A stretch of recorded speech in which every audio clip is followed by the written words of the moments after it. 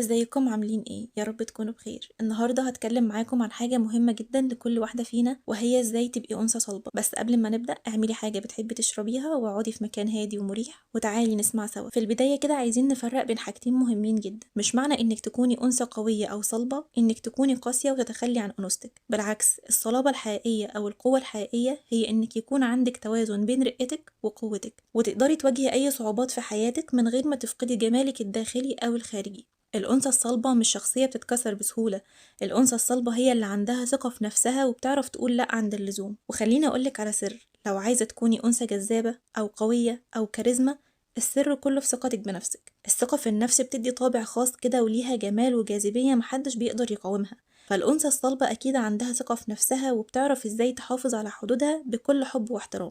فالنهاردة هقولك إزاي تبني قوتك النفسية والعاطفية من غير ما تتنازلي عن قوتك وجاذبيتك. فلو عايزة تتعلمي ازاي تبقي ثابتة قدام الظروف وجميلة ومشرقة في نفس الوقت، كملي معايا لحد الآخر، ومتأكدة ان الفيديو ده هيغير حاجات كتير قوي في نظرتك لنفسك. علشان تبقي أنثى صلبة من غير ما تتخلي عن أنوثتك، الموضوع كله بيعتمد على التوازن بين القوة والأنوثة. فمش معنى انك تكوني قوية انك تتخلي عن صفاتك كأنثى فيبدأ صوتك يعلى واسلوبك يتغير والفاظك كمان تتغير. بالعكس، انت لازم تحافظي على انوثتك وتعملي معاها مزيج من القوة والصلابة، وده هيخليكي شخصية قوية وجذابة في نفس الوقت. طيب هتقوليلي دلوقتي انا ازاي صوتي ما يعلاش وابقى رقيقة في نفس الوقت وكمان ابقى قوية؟ هقولك ان القوة مش في الصوت العالي ابدا، القوة في كلامك وفي اسلوبك وفي طريقة اقناعك. انت ممكن تحاولي تاخدي حقك بالصوت العالي ويبقى برضو كلامك ضعيف وموقفك ضعيف، لكن لما يكون صوتك متزن ومتناسب مع الموقف اللي انت فيه وكمان كلامك موزون وحكيم، وقتها تقدري تاخدي اي حوار لصالحك وفي نفس الوقت ما تكونيش فقدتي انوثتك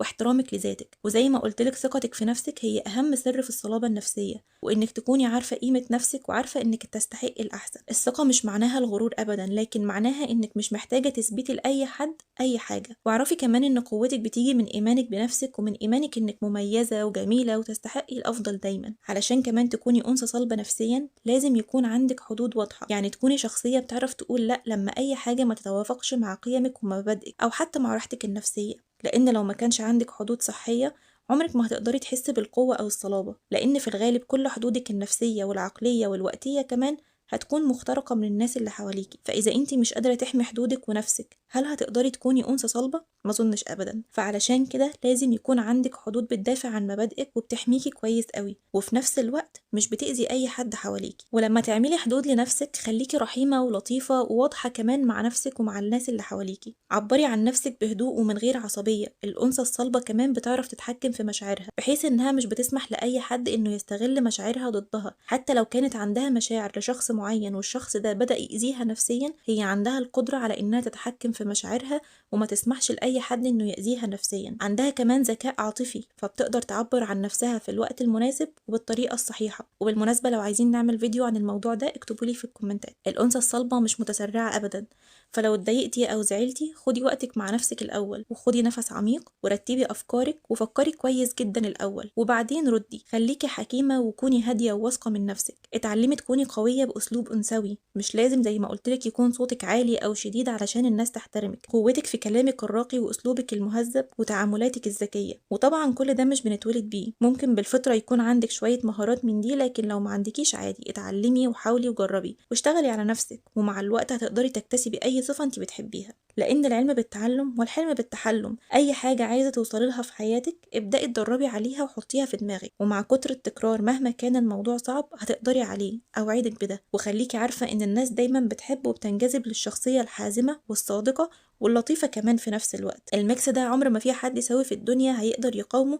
وهتكوني جذابة جدا وجميلة في نظر أي حد هتقابليه في حياتك. الأنثى الصلبة لازم تكون قوية قدام الظروف الصعبة اللي بتمر بيها في حياتها، ومش معنى إنك تكوني قوية يعني إنك ما بتتأثريش أو ما بتحسيش، لكن معناها إنك بتعرفي تتعاملي مع التحديات بحكمة وثبات. واللي هيساعدك كمان إنك يكون عندك قوة وثبات، أول حاجة إنك تاخدي وقت لفهم أي موقف والفهم أي مشكلة أو حتى أي فترة صعبة في حياتك. يعني لما يحصلك أي ظرف صعب أو أي حاجة، خدي نفس كده عميق وركزي بدل ما تتسرعي في ردة فعلك، لأن دايما ردود الأفعال السريعة في المواقف الصعبة بالذات بعدها بنندم على اللي قلناه. فخدي وقتك وفكري كويس وافهمي الموقف أو المشكلة أيا كانت قبل ما تقرري هتتصرفي إزاي. وتاني حاجة، فكري نفسك دايما إن كل حاجة بتعدي. أي حاجة صعبة هتمر بيها هتعدي، مفيش حاجة صعبة نهاية الكون.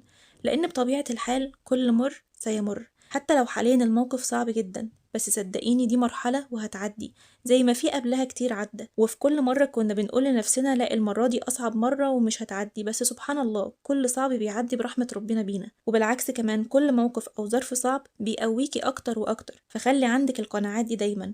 وقتها لما تمري بأي حاجة صعبة أو أي فترة صعبة هتقدري تكوني صلبة ومتماسكة. ونصيحة كمان، مهما كانت المشكلة كبيرة قسميها لأجزاء صغيرة، بدل ما تقفي عند المشكلة كأنها حاجة كبيرة ومخيفة. حاولي تقسميها لخطوات صغيرة وابدأي خدي جزء جزء، ده هيقلل كتير من صعوبة المشكلة وهيخليكي تسيطري على الموقف. وأهم حاجة بقى في كل أيامك الحلوة أول مرة، لازم تتعلمي إنك ترمي همومك على ربنا وترفعي إيدك دايما بالدعاء وتستغفري كتير. الثقة في ربنا هتديكي طاقة وقوة وراحة نفسية رهيبة. مهما كانت الظروف صعبة فكري نفسك دايما إن ربنا موجود وقريب منك وبيسمعك وبيستجيب لدعائك. فمفيش حد في الدنيا هيقدر يكسر قوتك وصلابتك النفسية طول ما انت معتمدة على ربنا، وطول ما انت قوية نفسيا وعقليا. وعلشان كمان تكوني قوية نفسيا وعقليا لازم تكوني قوية بدنيا، لازم تحافظي على صحتك النفسية والجسدية على قد ما تقدري. نامي كويس، كلي كويس، امشي واعملي تمارين، وحاولي يكون عندك دايرة دعم قوية، يعني تفضفضي مع صاحبتك أو مع شخص بتثقي فيه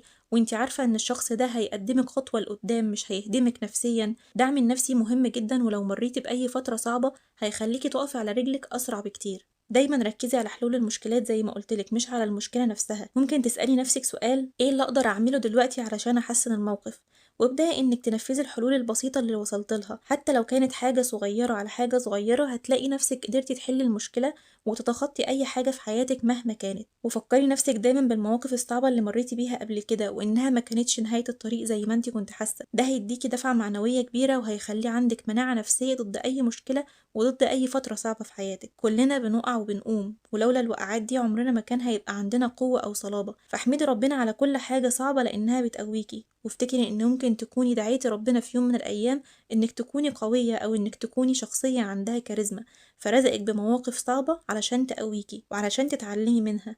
فانت النهاردة بتعيشي دعواتك، فاحمدي ربنا وكملي واستمري، وحافظي على رقتك وعلى جمالك وعلى أنوثتك. انت ربنا خلقك جميلة وحط فيكي ميزة القوة والأنوثة، فاوعي تفكري انك لازم تتنازلي عن واحدة فيهم علشان توصلي للتانية. بالعكس، انت تقدري يكون عندك الصفتين من غير ما تتنازلي عن اي واحدة فيهم، بس الموضوع محتاج منك شوية شغل وتركيز ومجهود على نفسك.